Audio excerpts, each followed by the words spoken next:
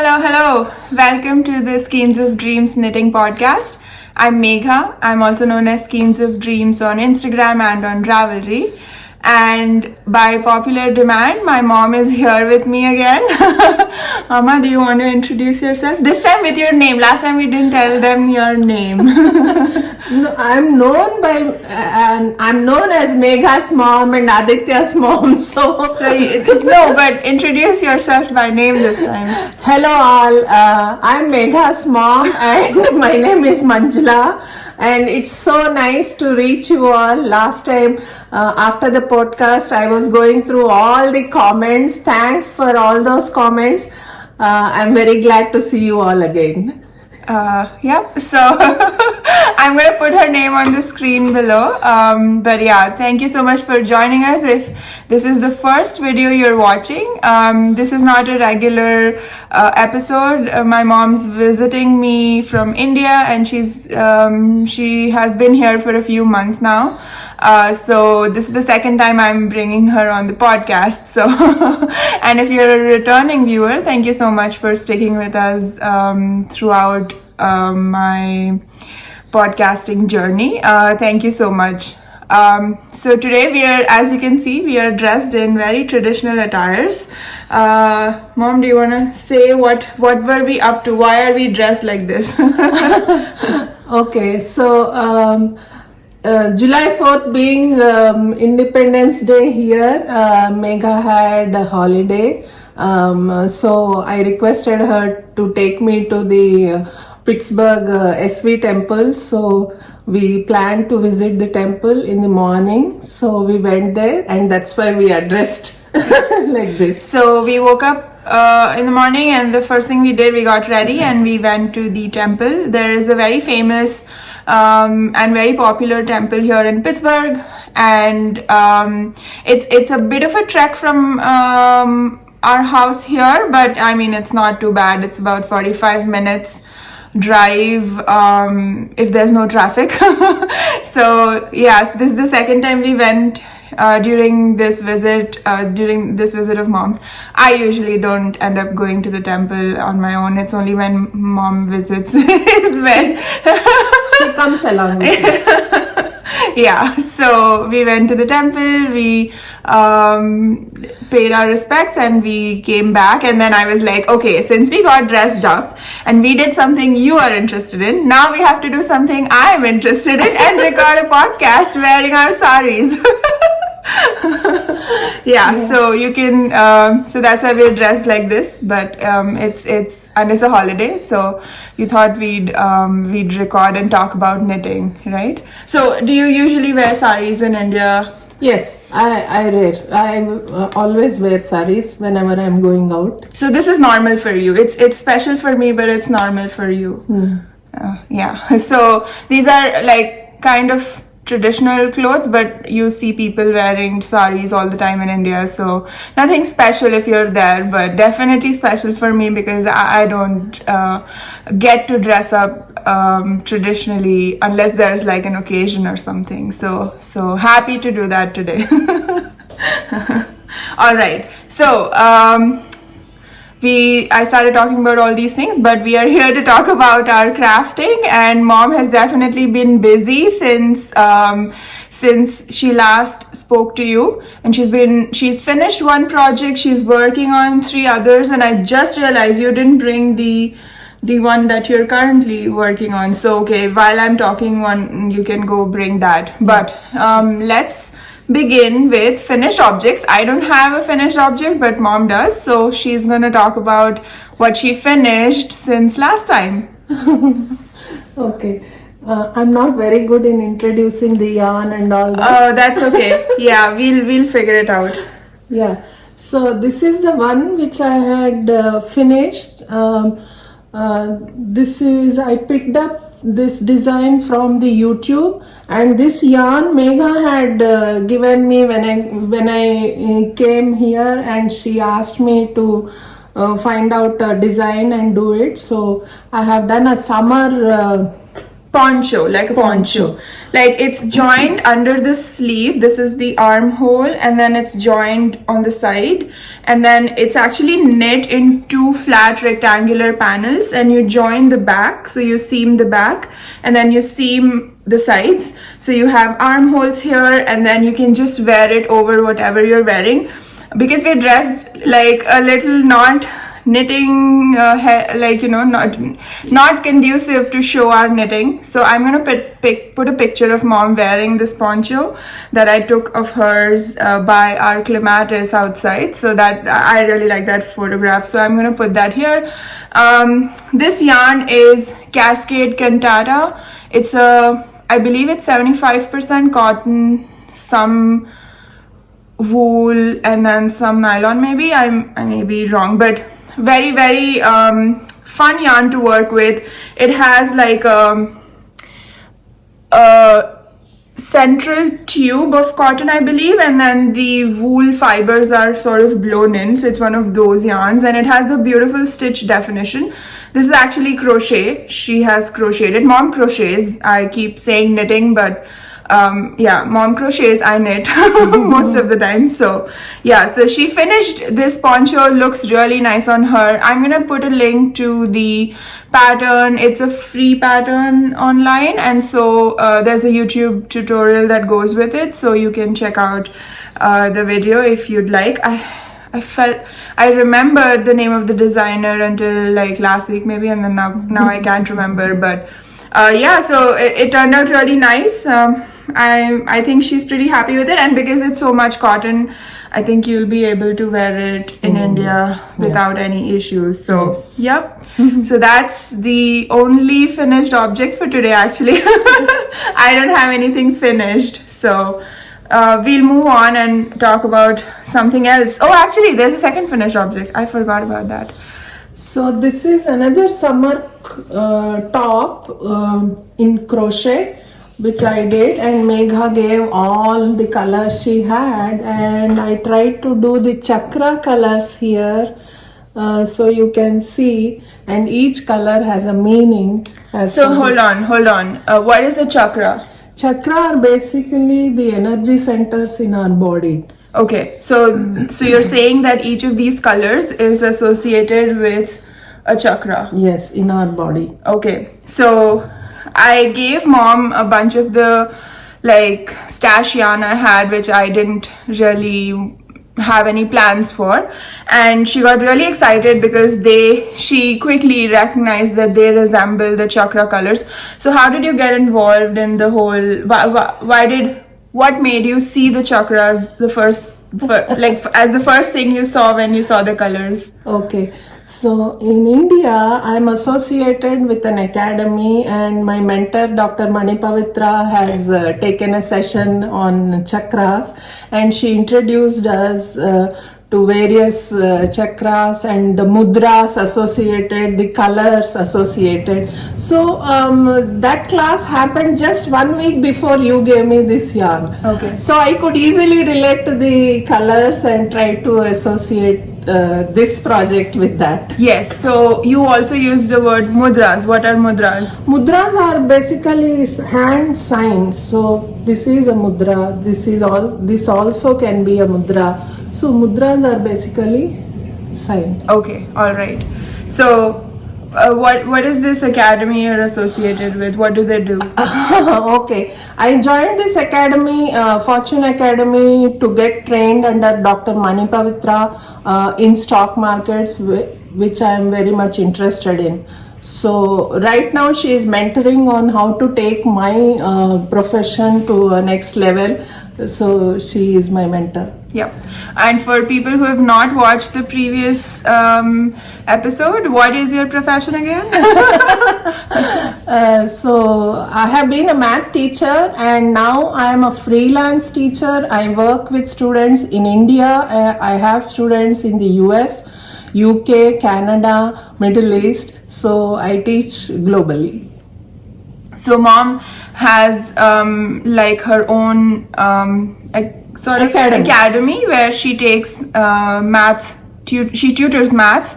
So to grow her business, she enrolled in this kind of another class which helps small businesses grow, and part of their curriculum involves meditation, and so she got involved in the chakras, which are the energy centers, and that's how she related the chakras back to the knitting or the crochet, and that's how we ended up with this top. So it's roundabouts, but everything's linked somehow or the other. Yes. Yeah, I was just recapping because it's a lot. Okay, so that's how we ended up with this crochet top. This is like, I should stand up and like kind of show this properly. Yeah, so I basically used the colors which were there, and I tried to put them in order. Like the red stands for stability, the yellow is for then should come the orange, which stands for creativity. Yellow is for confidence, green is for love, and then we have the blue for expression, the sky blue, and the dark blue is for awareness, and the purple is transformation.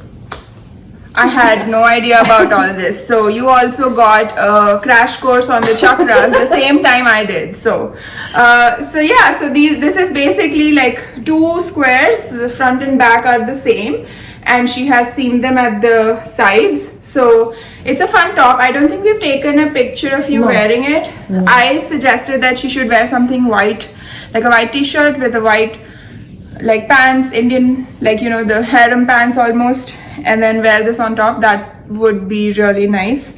Mom loves all the colors, so she's happy wearing like bright colors.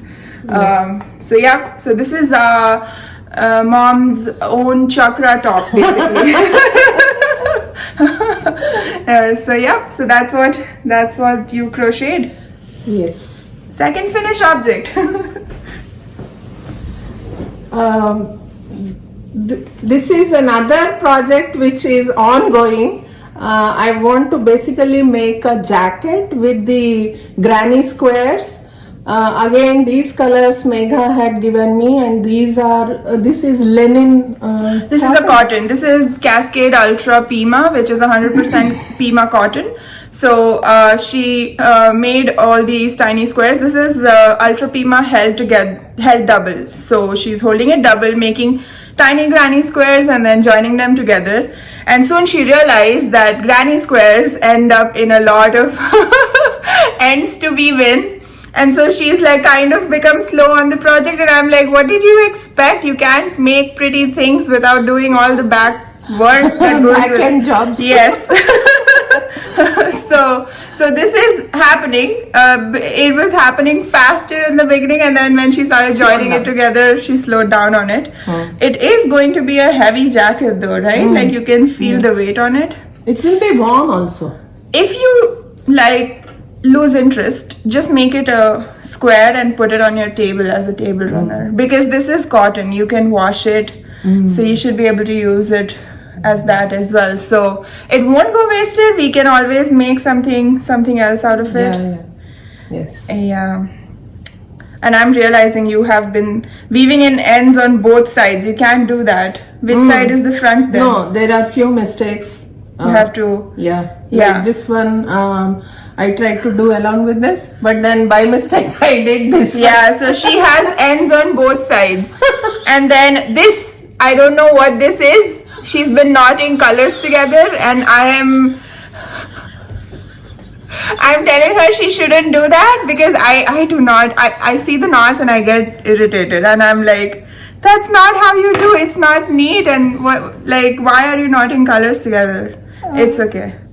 You're learning. I will teach you.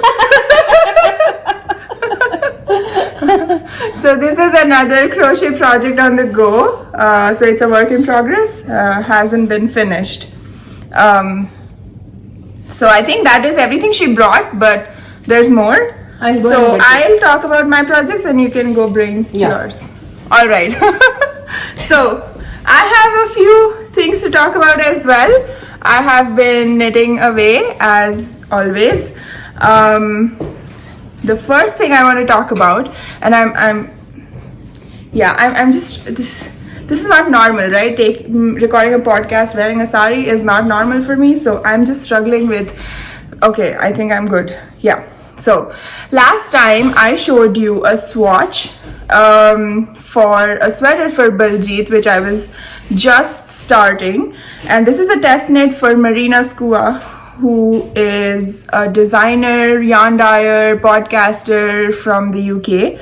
And this is the swatch I showed you last time, and I did say that I met gauge, but I was going to change up the colors a little bit because I wasn't very happy with how this was looking, and I ended up switching the colors, casting the sweater on, and knitting through it like nobody's business. Like, I have gotten so much done. So here is the Lapidarium sweater.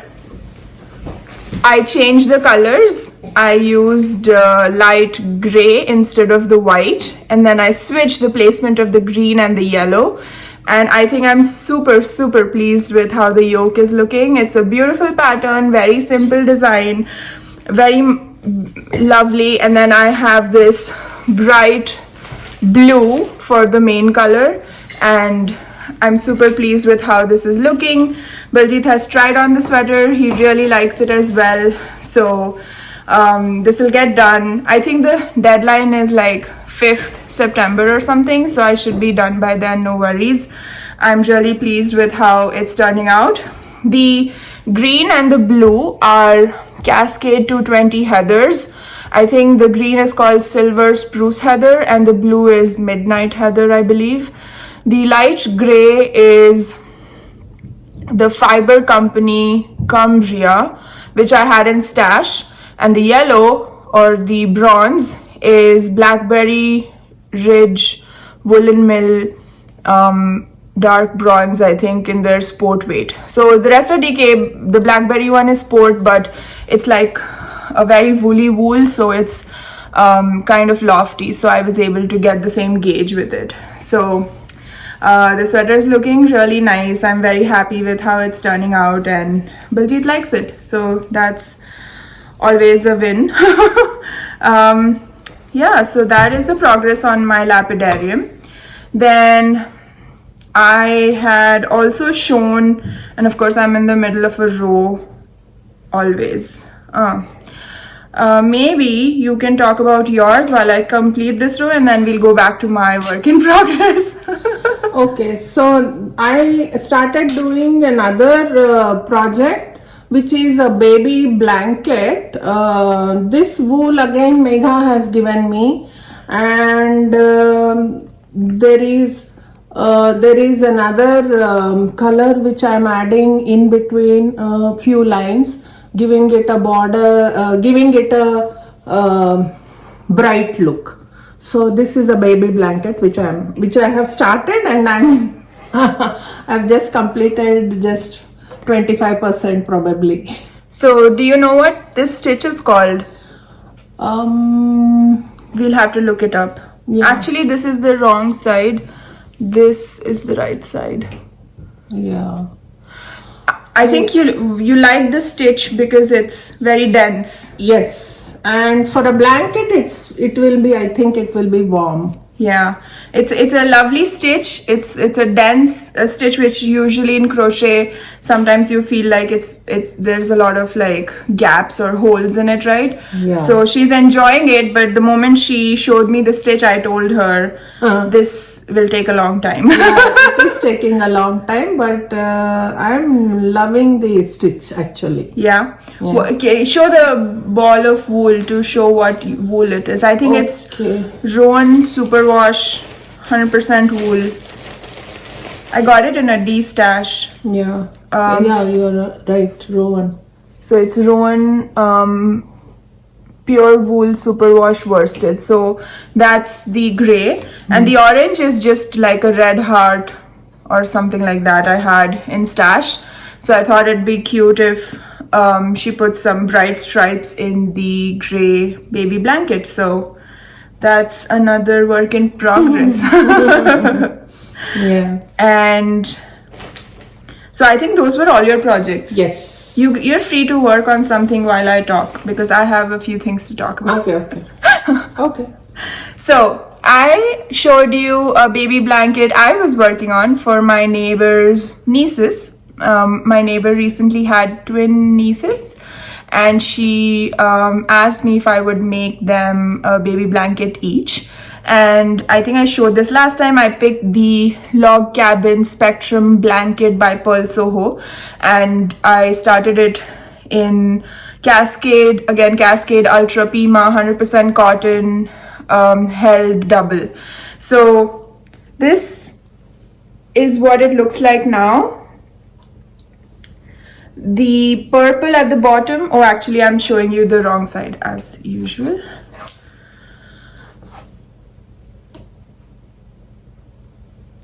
The purple color and the mint green are new additions. I think the bright additions have changed how this blanket is looking now. I was getting a little worried that the colors were too pale or too dull for babies. I love bright colors for babies. But I think the purple and the mint have changed how this blanket is looking. I'm super pleased with how it's turning out now. I have 2 more colors to go on this one, and this one will be done. And then I will start the second one, which will be a set to this one. And I'm using pretty much the same colors, but the way I plan to do it is I bought 2 skeins of each color. And I had some in stash, so it is just stash busted as well. And then I started the first blanket, and I'm recording how much yarn I'm using for each block, so I know how many grams of that color I needed. So when I do the second blanket, I know exactly how much each square will use up. So whatever is left over from the first blanket, I'll be able to tell, okay, I have 65 grams of this color, so this color can go in this block. You know what I mean? So I'm trying to make the most of all the yardage I purchased, because if I had to make the same blanket with the same color position, 2 of them, I would have to buy a whole lot of yarn, and then I'll have so much left over. So I'm trying to change the position of the colors based on how much is left over from the first one, so that I can maximize using up the yardage. Basically, I don't want to be left with a bunch of this yarn and then have to think of something to do with it all over again. So yeah, so that's the Log Cabin Spectrum blanket, and I am so happy now. I'm super happy with how it's turning out. I love this purple and mint next to each other. They're so cute. Yes, the colors are very beautiful. All right. And then I started, so I had not mentioned this in my previous episode, but I am also test knitting once again for Nina, who is Annijuuti Knits on YouTube and Instagram. She's a friend of mine. I knit the Tunker tee by her, and I think in the last, maybe if you watched my previous 2 or 3 videos, you would have seen the Tunker. I knit it in a nice dark green. Anina came out with another beautiful design, which is the Lotus Lake Tee. It is a wonderful drop shouldered t-shirt, and it has a lace detail at the bottom. I'm going to put a picture of the sample, and I have started the top in this beautiful mustard color. I'm using Sandnes Garn Lena for this knit. Here's the tag. That's Sandnes Garn Lena, and this color is, I think, called ochre yellow. The color code is 2527. It's a beautiful golden yellow. I love this mustardy colors. So I started the back. So it's a drop shouldered. You cast on all the way across your shoulder. You knit the back until the underarm, and then you pick up for both the fronts and you knit the fronts, and you know the deal. How, if you don't know that, I have mentioned it so many times, this construction. So yeah, I'm super excited about how this is going to look. I think this color will look really cute.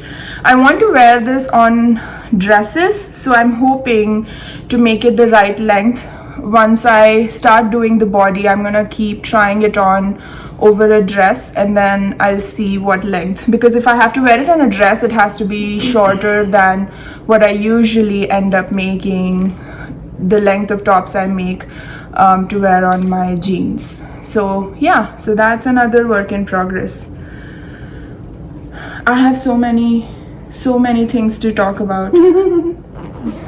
We quickly went through everything of yours, and now we have so much to talk about for mine. Yeah, but Megha, how do you keep a tab of what project, where you have stopped? Because I keep seeing you doing multiple things. So how do you remember that? I keep telling everybody I must be forgetting something very important, because I remember all these knitting details. Like, I usually don't have notes. I know all the yarns, I know all the colors, I know where I stopped on what projects. So I'm for sure forgetting something important. So when Megha started doing, I think the previous blanket, I asked her, how did you choose the colors?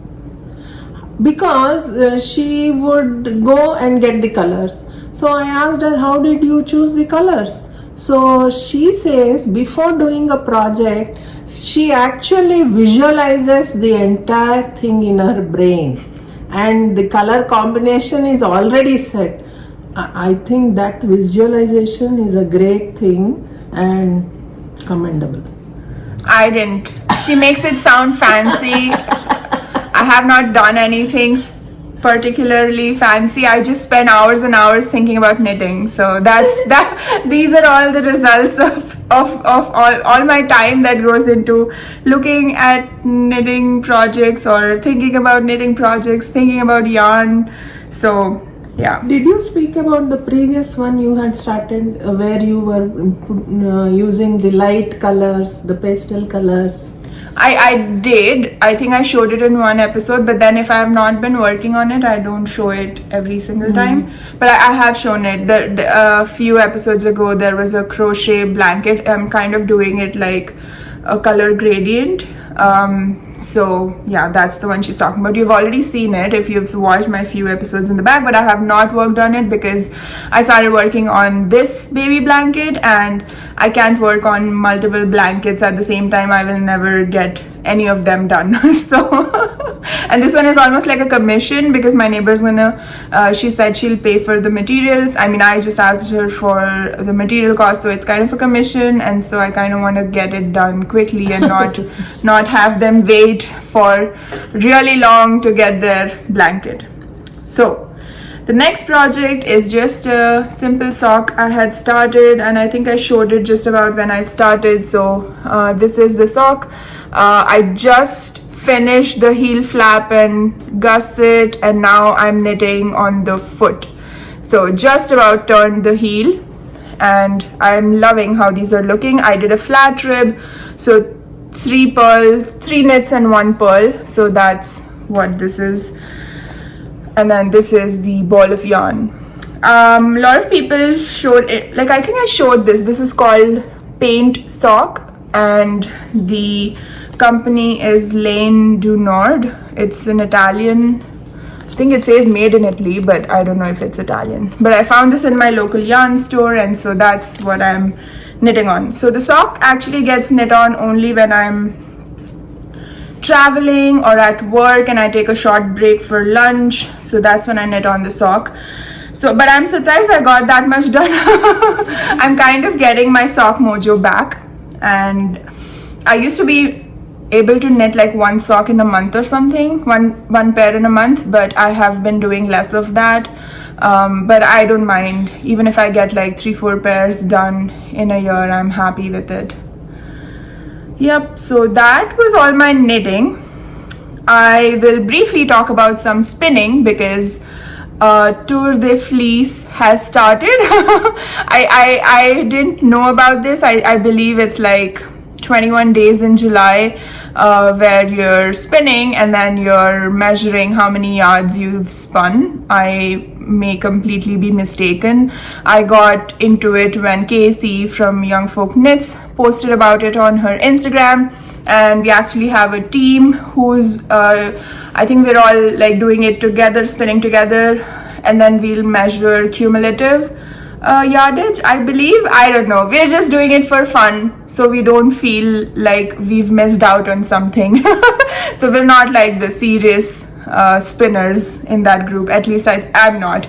I don't want to speak for the others. But before Casey mentioned Tour de Fleece, I hadn't spun for almost 3 months. Just work, travel, being sick, all these things happened, and I just lost interest and I stopped spinning. But the moment she mentioned, I was like, my spinning mojo is back, I need to do this. So I got my drop spindle out and I actually spun up and plied a 50-gram skein, and I'm so happy I did. This is such a fun skein and this was so fun to spin. This fiber is from Nest Fibers and I believe it's a Falkland fiber, and the colorway is Spring Ahead. So it is beautiful, but I don't have any tools to measure yardage yet. I don't have anything that I can use, so I'll have to figure out some DIY ways of measuring yardage. This has not been like washed or the twist has not been set, so I just like wound it up off of my spindle so I can use my spindle for my next fiber. So, but I have my first 50-gram skein done. Though I have 4 ounces of the fiber, I decided to use only half of it. Just, you know, move on to the next color to keep the interest going. Sometimes I can't. I get bored of spinning like 100 grams of fiber. But I have very promptly started my next color. This fiber is beautiful fiber I got from Akara Yarns when I went to Knit City, Montreal. And this is Cheviot. Is it called Cheviot or Cheviot? That's the fiber, and the colorway is Cognac. I love how this looks. So pretty. And I've just about started spinning it. I'm just using my drop spindle and I'm spinning singles, and then I'll ply it. I've split the fiber in half, the total braid in half, so that I'll do 2 I think 50-gram sections, and then I'll ply them together. So this spindle is a top wool spindle I've purchased from Vermont Spindles. I love their spindles. I've tried the spindle from the Woolery, but they were a little bulky for me and I didn't really like them. But this one from Vermont Spindles is very fast and very fun. It's very light, spins really fast, and I really enjoy it. I'm actually going to put a video of me spinning that I posted on Instagram just yesterday, and in that video I'm actually wearing my Ezra Vest, which was the vest I showed in my previous video, but I didn't show it on me, so you'll see a very efficient video of me spinning and me wearing a vest. So you'll see it all.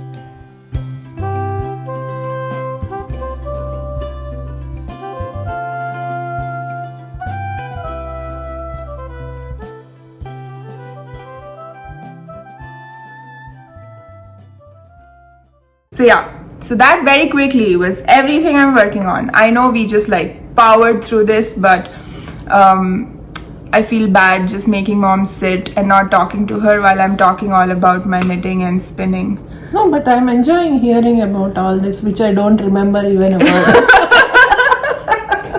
Maybe later on I'll just go through the comments. Okay, yeah. So, how's your trip been so far? I know I asked you last time as well. My trip is good. I enjoyed a lot staying at home, and Megha has a beautiful home and the backyard and the greenery. I loved it.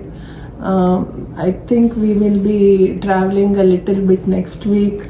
Yeah, we're going to a place called Falling Waters. It's an architectural marvel, I guess. I mean, no, it's like an it's a I forget. Exceptional architectural house, you said. Yeah, and I forgot the architect's name. He's very famous around this area, and I'll put his name on the screen. But it's a very pretty location, about an hour and a half from here, hour and a half drive. So we're going on Sunday, and we have tickets to take the architectural tour. So they'll give us the actual backstory or whatever went into the designing of that house. So so we have that planned for next week. We've been doing stuff, like we had neighbors over, we went over to our neighbor's place. I visited Phipps, that is exceptionally good, and I enjoyed. Phipps Conservatory is like a big thing in Pittsburgh, and it has beautiful plants and of all climates. Yeah, like they have controlled temperatures and everything, so they replicate the environment of the plants in their native space. So then you can see all these different flora displayed in the conservatory. So it's very, very beautiful. I would like to mention all thanks to Sharon for accompanying me. She picked me up, she showed me around, and she dropped me back. All thanks to her. So Sharon is my college professor's wife, and she's a very, very dear friend. And since we moved back to the Pittsburgh area, we have been hanging out with them quite a lot. I take all my gardening tips from them. They are excellent mentors. They were excellent mentors in university and excellent mentors in life. So so we have a wonderful time with them, and actually they're accompanying us on our trip to Falling Waters as well.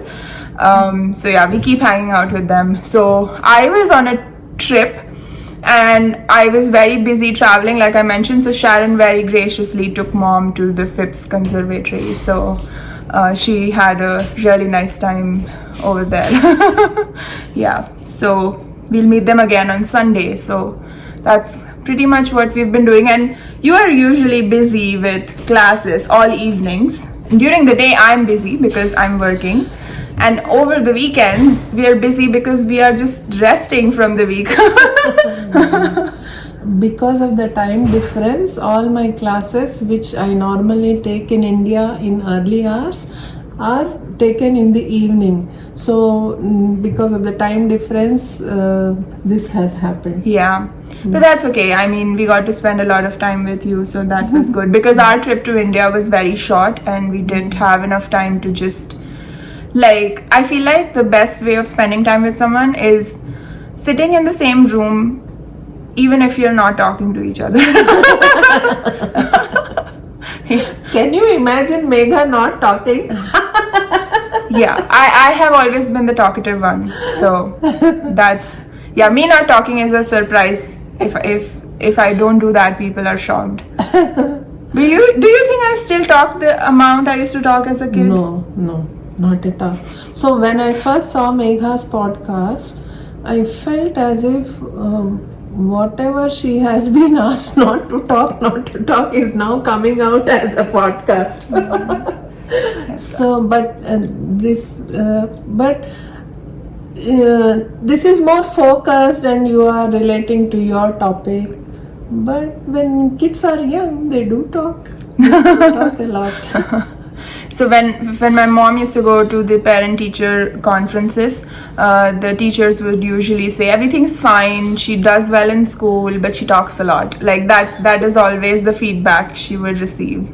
I don't think that's fine. I mean, if that's the only feedback, then that's not a problem at all. It's for good. We need to talk. Now we need to talk a lot and more. Why do you say because because gadgets are taking away our time, so we need to have face to face, in person, or even sometimes virtual. Like I have a conversation with all of you, and then you respond to my videos, and then I respond back. So that's also talking in our own way. So Yes. yeah. Thank you so much, all of you. I thank from the bottom of my heart, and I was so happy to see all the comments last time, and great to get in touch with you all again. Thank you so much for watching. This was a short and sweet episode, and you won't believe, I think we didn't break at all. This has gone on for like 40 minutes without any stops, and I don't have a lot of editing to do. I just have to place like names and things on the screen, but I don't have to like edit videos together. That has never happened to me before, so I feel like the conversation keeps it flowing, because when I'm by myself, I say something and then I'm like, no, I shouldn't say that, and I like pause and I redo it or something. But this went in a single flow, so that was good. Less editing for me. Yeah, so thank you so much for watching. Thank you so much for subscribing and liking my videos, and thank you so much for all the love you've shown for my mom. And a lot of you have been asking to bring her back on the video, so I hope this was a good episode for you. And as always, stay safe, take care, happy crafting, and see you again next time. Bye.